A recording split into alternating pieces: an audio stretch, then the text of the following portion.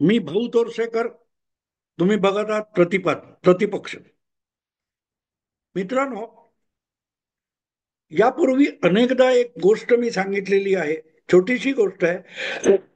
आज पण ती गोष्ट पुन्हा एकदा सांगणार आहे की एकदा जगाला सतत प्रकाशमान ठेवणारा जो सूर्य आहे, हा वैतागलेला असतो आणि म्हणतो, अख्ख्या जगाला प्रकाश देण्याची कामं मी एकट्याने का करावी? मला एखादी दिवस सुट्टी नको? मला कंटाळा आला, मरू देत, मी सुट्टीवर जायचंय, असा ठरवतो. आणि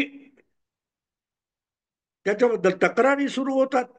देवांचा देव इंद्रदेव या इंद्राच्या दरबारामध्ये अंधार जाऊन पोचतो, काळोख जाऊन पोचतो आणि म्हणतो, हा सूर्य माझ्या मागे हात धुवून लागलेला आहे. मी या सूर्याचं काय बिघडवलंय देवा की मला छळतो?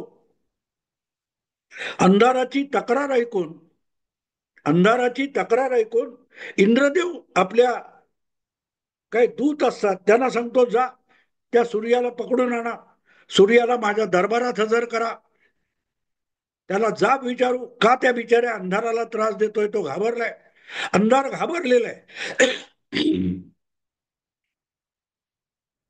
जातात, इंद्रदेवाचे दूत जातात, सूर्याला सांगतात की तुला इंद्रदेवाच्या दरबारात आलं पाहिजे. सूर्य येतो, देवांचा देव आहे. सूर्य देव असला तरी इंद्र हा देवांचा देव आहे आणि त्यामुळे आपल्याविषयी तक्रार आली असेल तर आपली बाजू मांडण्यासाठी सूर्य इंद्रदेवाच्या दरबारात हजर होतो आणि इंद्र त्याला जाब विचारतो, तू त्या अंधाराला का त्रास देतोस? त्या अंधाराने तुझं काय बिघडवलेलं आहे? सूर्य चकित होतो आणि उलटा इंद्रदेवाला सूर्य विचारतो की कोण अंधार? मला अंधार कोण आहे माहिती नाहीये आणि मी त्याला कुठला त्रास देतोय मलाच माहित नाही. माझा त्याला काय त्रास होतो हे अंधाराने समोर येऊन सांगावं. आता इंद्रदेव बुचकळ्यात पडतो. तो म्हणतो, खरंय. तो म्हणे, इथे असेल तर त्याने समोर येऊन सांगावं की मी अंधाराला काय त्रास देतो, तो अंधार कोण आहे तो मला दिसू दे तरी. आता इंद्रदेव सूर्याला म्हणतो, तू इथेच थांब आणि आपल्या दूतांना सांगतो, जा अंधाराला काळोखाला दरबारात घेऊन या. समोरासमोर काय ते दूध का दूध पाणी का पाणी करून टाकू. आता इंद्राचे दूत हे दरबारातून निघतात आणि जिथे कुठे अंधार असतो तिथे जाऊन पोहोचतात आणि त्याला सांगतात, चल, सूर्याला दरबारात आणलेला आहे आणि इंद्रदेवांचा आदेश आहे की समोर येऊन सूर्याविषयी अंधाराने तक्रार करावी. आता गंमत अशी असते की अंधार म्हणतो, मी नाही येऊ शकत. तो काय येऊ शकत नाही? नाही, मला भीती वाटते, मला भीती वाटते, मी नाही येणार. शेवटी गयावया करून त्याला उचलून पकडून आणायचा प्रयत्न करतात इंद्राचे दूत, पण तो त्यांच्या हाती लागत नाही. शेवटी रिकाम्या हाती इंद्राचे दूत हे दरबारात येऊन पोहोचतात आणि इंद्रदेवाला सांगतात की आम्ही त्याला खूप प्रयत्न केले, तो तयार नव्हता. त्याला अगदी बेड्या ठोकून आणायचा प्रयत्न केला, पण तो बेडीमध्ये सापडत नाही, निसटतो आणि तो म्हणतो, मी सूर्यासमोर अजिबात येणार नाही. तेव्हा देवाच्या दरबारात बसलेला बृहस्पती, जो बुद्धीची देवता आहे, तो इंद्राला समजावतो, अरे अंधार नसतोच. तुला एवढं कळत नाही की जिथे सूर्य गैरहजर असतो तिथे काहीच नसतं, त्याला अंधार म्हणतात. तेव्हा अंधार नावाची काही चीज नसते. अंधार हे असत्य आहे, अवास्तव आहे. सूर्य हे सत्य आहे. त्यामुळे सूर्यासमोर अंधार येऊच शकत नाही, कारण सूर्य म्हणजेच सगळं परिसर प्रकाशमान होतो आणि त्यामुळे अंधार हा सूर्याविषयी तक्रार करेल, पण सूर्यासमोर येणार नाही, कारण सूर्य समोर आला की अंधार विरघळून जातो. कितीही दिवसांचा असो, कितीही शतकांचा असो, कारण अंधार ही चीज अस्तित्वातच नाही. सूर्याची अनुपस्थिती म्हणजे अंधार असतो. मित्रांनो, नेमकी हीच गोष्ट आज आपल्या आयुष्यात घडते आणि आपल्याला ती गोष्ट कळत सुद्धा नाही का, असा मला प्रश्न पडतो कधी कधी. राहुल गांधी हे गेले कित्येक वर्ष, 10 वर्ष तरी होत आली, मिळेल ते खोटे नाटे बिनबुडाचे बिनपुराव्याचे आरोप हे नरेंद्र मोदीवर करत असतात, सावरकरांवर करत असतात, भाजपवर करत असतात, RSS वर करत असतात. पण जे आरोप राहुल गांधी करतात किंवा त्यांचे साथी संगती लोक करतात, यापैकी कोणीही कधीही त्याचा एखादा पुरावा समोर आणून दिलाय का? चौकीदार चोर आहे, आता वोट चोरी, ईव्हीएम गडबड, हे सगळे आरोप करून करून त्याची एक फार मोठासा डोंगर तयार झालेला आहे. पण राहुल गांधी यांनी आजपर्यंत यापैकी कुठल्याही आरोपाचं पुरावा, साक्षीदार समोर आणून उभा केलाय का? सांगा मला. नाहीये.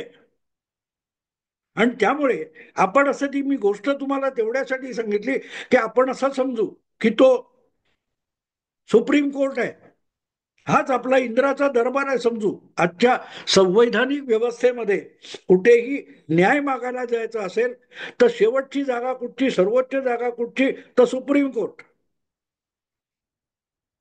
सुप्रीम कोर्टामध्ये वोट चोरीसाठी सतत आरोप करणं, हे करणं ते करणं, शेवटी सुप्रीम कोर्टाने तो विषय घेतला आणि सूर्याला म्हणजे निवडणूक आयोगाला बोलवलं की बाबा तुमच्यावर असे असे आरोप आहेत, या आरोपाचा खुलासा द्या. निवडणूक आयोगाने सांगितलं आम्ही काय, हे घ्या सगळं तुमच्या समोर आहे, ऑनलाईन आहे, बघू शकता, बघू शकता. हा, यापेक्षा काही वेगळा पुरावा असेल तर समोर येऊन द्यावा. राहुल गांधी यांनी निवडणूक आयोगाकडे प्रतिज्ञापत्रावर, ऍफिडेव्हिटवर त्यांचा जो आरोप आहे तो लिहून द्यावा आणि त्यांना जिथे जिथे वोट चोरी, वोटर लिस्ट मधली नावांची गफलत आढळलेली आहे ती समोर आणून हजर करावी. आम्ही त्याची शहानिशा करायला तयार आहोत आणि त्यामध्ये जे दोषी असतील त्यांना शिक्षाही द्यायला तयार आहोत. सुप्रीम कोर्टाने सगळ्या विरोधी पक्षांना, जे कोणी 12 विरोधी पक्ष हा विषय घेऊन सुप्रीम कोर्टात गेले, त्यांना सांगितलं की निवडणूक आयोग जे काय मतदार याद्या दुरुस्त करण्याचं काम करत आहे त्याच्यात त्यांना मदत करा, त्यासाठी आवश्यक ते पुरावे द्या.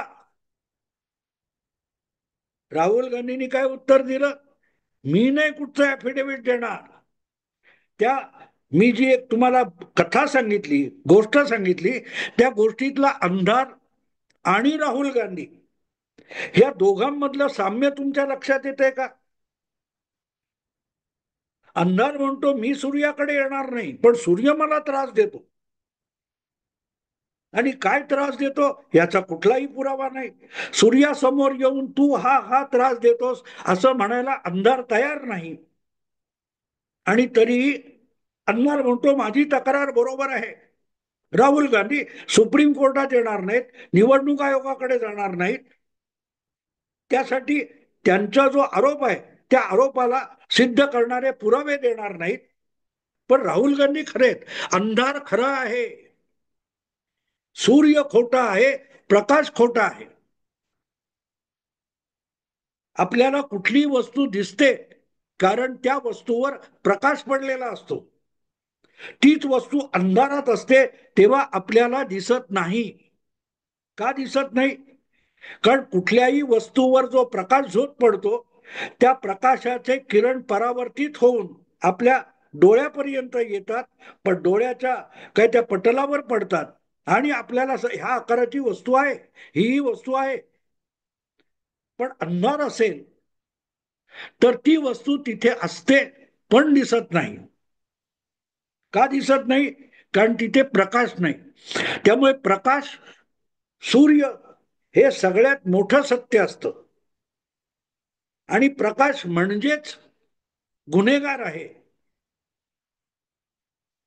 ही राहुल गांधींची भूमिका आहे, ही अंधाराची भूमिका आहे.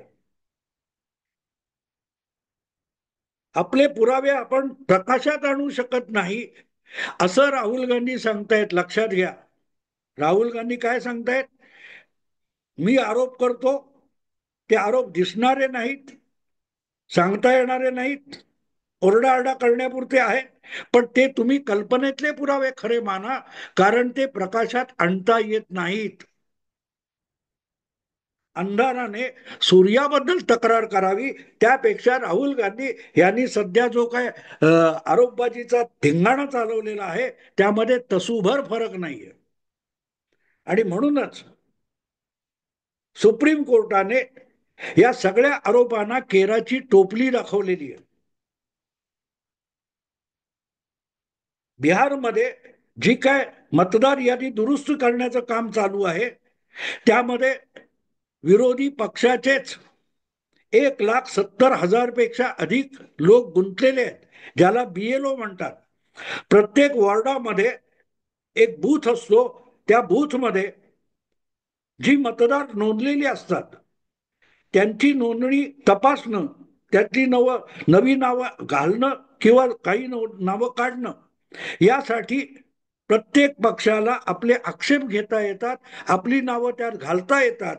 त्याची छाननी निवडणूक आयोगाकडे होते आणि ती छाननी करताना प्रत्येक पक्षाचा प्रतिनिधी मदतीला घेतला जातो. असे जर विरोधी पक्षाचे 1,70,000 प्रतिनिधी, ज्याला BLO म्हणतात, ते जर असतील आणि त्यापैकी कोणीही आक्षेप घेत नसेल तर तेच आक्षेप न घेऊन राहुल गांधी हा धादांत खोटारडा माणूस आहे याचीच साक्ष देत असतात. आणि त्यातला 50 BLO सुद्धा आपण साक्ष द्यायला उभे करत नाही, करू शकत नाही, याची गॅरंटी असल्यामुळे राहुल गांधी म्हणतात मी सूर्यासमोर येणार नाही, सूर्य मला त्रास देतो, मी ऍफिडेव्हिट करणार नाही. किती साधी सरळ गोष्ट आहे बघा मित्रांनो. जिथे सत्य असतं तिथे असत्य विरघळून जातं, नामशेष होतं, कारण असत्य नावाची चीज असतच नाही.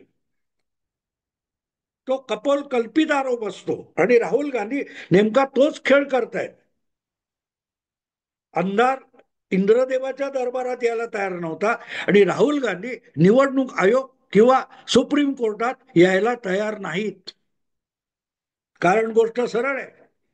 ऍफिडेव्हिट केलं तर ते ऍफिडेव्हिट हे सूर्यप्रकाशामध्ये धादांत मी खोटं बोलतोय याचा दिलेला हलफनामा असेल, प्रतिज्ञापत्र असं असेल की मी राजीव गांधी धादांत खोटं बोलतो आहे की. कारण त्या याला जोडून जी कागदपत्र द्यायची ती सगळीच्या सगळी खोटी आहेत. ज्यांना त्या बिहारच्या यात्रेमध्ये राहुल गांधी उभं करतात, कोणाला तरी एक बाई असते, एक बुवा असतो, त्याला उभं करतात, हा बोलो तुम्हारे साथ क्या हो गया, हमने तो पिछले बार वोटिंग किया था, इस बार हमारा वोट कट गया है. दुसऱ्या दिवशी चॅनेल वाले त्या माणसाला गाठतात, तो म्हणतो नाही हमारा तो वोटिंग लिस्ट में नाम है. एक बाई ती म्हणते माझ्या कुटुंबात 10 माणसं आहेत, आमची चौघांची नावं आहेत, 6 नावं काढली, माझं नाव आहे. पण ती राहुल गांधींच्या यात्रेत येते आणि सांगते मला सांगितलं होतं की असं असं खोटं बोलायचं तर तुझ्या कुटुंबातली उरलेली नावं घालता येतील, म्हणून मी खोटं बोलले. म्हणजे राहुल गांधी जो जो साक्षीदार आणतात तो फक्त खोटं बोलणार आहे, फक्त खोटं बोलणार. कळलं. मी सुरुवातीला तुम्हाला ती सूर्य इंद्रदेवाच्या दरबारातली सूर्य आणि अंधार यांची गोष्ट का सांगितली कळलं. पण हे खोटं दीर्घकाळ चालत नाही. गवगवा करायला अंधारात चाचमडणारी जी लोक असतात त्या अंधारात चाचमडणारे लोक एकमेकांशी बोलू शकतात, पण एकमेकांना बघू पण शकत नसतात आणि एकमेकांना काहीही दाखवू शकत नसतात. म्हणून राहुल गांधी असोत किंवा त्यांच्या बरोबर असलेले वेगवेगळे विरोधी पक्षाचे नेते असोत, पक्ष असोत किंवा पत्रकार असोत, या कोणालाही एक पुरावा समोर आणता आलेला नाही. आणि असा पुरावा द्यायला जो संजय कुमार नावाचा इसम पुढे आला तो तोंडघशी पडला. कारण आपण खोटं बोलत होतो, आपण चुकीची माहिती दिली, हे त्या CSDSच्या संजय कुमारला जाहीररित्या कबूल करावं लागलं, माफी मागावी लागली. वेगवेगळ्या चॅनेलवर जाऊन आपण दिलेली माहिती धादांत खोटी होती हे कबूल करावं लागलं. जो राहुल गांधी यांचा सगळ्यात मोठा साक्षीदार होता. पण हे चालतं मित्रांनो, हे चालतं. जगाच्या पाठीवर अशा गोष्टी होत आलेल्या आहेत. अगदी द्वापार युगापासून, त्रेता युगापासून रामायणामध्ये आपण धोब्याची गोष्ट कौतुकाने ऐकतो. रावणाने ज्या सीता मातेला पळवून नेलं होतं, तिची सोडवणूक करून जेव्हा राम येतो, तेव्हा ती सीता माता ही आपल्या चारित्र्याची दाद देण्यासाठी, काय तो पुरावा देण्यासाठी अक्षरशः अग्निदिव्य करते. आणि असं अग्निदिव्य केलेल्या सीतेवर एक धोबी आक्षेप घेतो की कशावरून ही रावणाबरोबर होती तेव्हा हिने व्यभिचार केलेला नाही, असा एक धोबी म्हणतो. आणि ती कथा रामायणामध्ये आहे, अगत्याने पिढ्यानुपिढ्या चालत आलेली आहे. पण धोबी बोलतो त्यावरून किती गवगवा होतो की रामाला सीतेचा त्याग करावा लागतो. हे सगळं आपण ऐकतो, पण आपण त्यातला आशय समजतो का? त्यामध्ये शेवटी धोबी खोटा ठरलेला असतो. पण तरी आजच्याही काळामध्ये अनेक बुद्धिजीवी आहेत, दिवटे आहेत, की ज्यांना कशाविषयी संशय घेणं म्हणजे बुद्धिवाद वाटतो. त्या सगळ्यांना राहुल गांधी हा आपला आचार्य कुलातला आचार्य आहे, प्रधानाचार्य आहे असं वाटतं. आणि राहुल गांधी रोजच्या रोज नवनवे आरोप करत असतात आणि त्याला सतत फोडण्या घालत राहणं हे जोरात चालू आहे. आणि आजपासून बिलकुल नाही आहे. 2002 मध्ये गुजरातचे मुख्यमंत्री नरेंद्र मोदी होते आणि तिथे जो दंगा झाला तेव्हापासून हे जगभर चालू आहे. सतत खोटे नाटे आरोप होत असतात. एक काहीतरी फुसकी गोष्ट घ्यायची, त्याच्यावरून काहूर माजवायचं आणि मग त्यातून काही निष्पन्न होत नसलं की ते बाजूला टाकायचं आणि नवी फुसकुरी मारायची. हे चालू राहिलेलं. पण यावेळेला पहिल्यांदा सुप्रीम कोर्टाने त्यातली हवा काढलेली आहे. सुप्रीम कोर्टाने विचारलं की 1,70,000 जर तुमच्या पक्षाचे 12 पक्षाचे बीएलओ होते तर त्यापैकी 10, 15, 25, 50 बीएलओ ना तुम्ही ऍफिडेव्हिट द्यायला पुढे का आणत नाहीये? त्यांनी मांडलेले आक्षेप किती आहेत? का त्यांनी आक्षेप केले नाहीत? एकेका बूथसाठी तुम्हाला एक माणूस नेमून दिलाय. तो एक माणूस 10 दिवसामध्ये 10 मतदारांना भेटला तरी 17 लाखापेक्षा जास्त मतदारांच्या भेटीगाठी झाल्या असत्या आणि त्यांच्याकडून आक्षेप समोर आणता आले असते, ते इथे कोर्टात तुम्हाला दाखवता आले असते. पण तुम्ही गावभर बोंबलत फिरताय, यात्रा करताय, मिटिंगा घेताय, पत्रकार परिषदा घेताय, पण मतदारा यादीमध्ये गफलत झाली आहे का? याला मतदाराकडून दुजोरा मिळवण्यासाठी तुम्ही तिकडे फिरकत नाही. कारण सरळ आहे, अंधार कधीही सूर्यासमोर येऊ शकत नाही आणि सूर्याला अंधार म्हणजे काय असतं हे माहितीच नसतं. माहितीच नसतं. कारण सत्य इतकं प्रखर असतं की त्याच्या समोर असत्य उभं सुद्धा राहू शकत नाही. अंधारात साचपडणाऱ्यांसाठी अंधारात साचपडणाऱ्यांसाठी असत्य हे बहुमोल सत्य असतं, कारण ते ऐकू येतं, दिसत नाही, हात लावता येत नाही, पण चालतं. तेव्हा वोट चोरी नावाचं जे नाटक सध्या रंगलेलं आहे ते त्या इंद्रदेवाच्या दरबारातल्या अंधाराच्या तक्रारीसारखं आहे. काहीही निष्पन्न होणार नाही. एक नवा मुद्दा येईल काही दिवसांनी, हा विषय सुप्रीम कोर्टात संपेल, बिहारच्या निवडणुका होतील आणि खुद्द राहुल गांधींना सुद्धा वोट चोरी असं आपण बोललो होतो हे आठवणार सुद्धा नाही. असो मित्रांनो, आता इथेच थांबतो. आवडलं लाईक करा, शेअर करा आणि प्रतिपक्षाला सबस्क्राईब करा. नमस्कार.